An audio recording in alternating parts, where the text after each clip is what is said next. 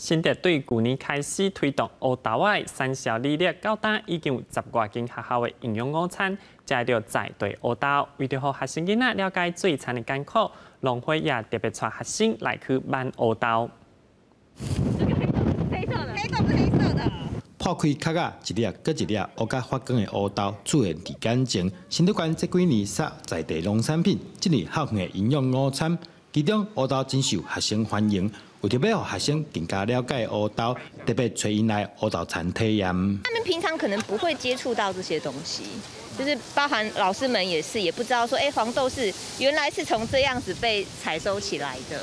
对啊，那我觉得除了可以增加他们的生活经验之外，就是刚刚我提到的职业的试探。现场阁安排利用黑豆粉甲黑豆做黑豆润饼，薄薄饼皮甲黑豆包完，食起来口感甲一般的润饼无啥共款。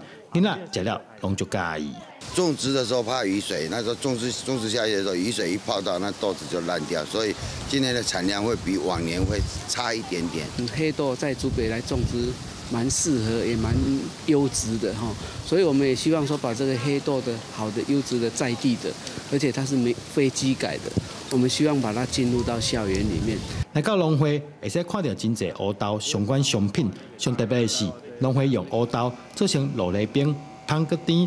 农会表示，黑豆会使用来煮汤、做黑豆冷、豆花，真侪款的料理，营养嘛真丰富，希望愈来愈侪人接受。记者周君和新竹报道。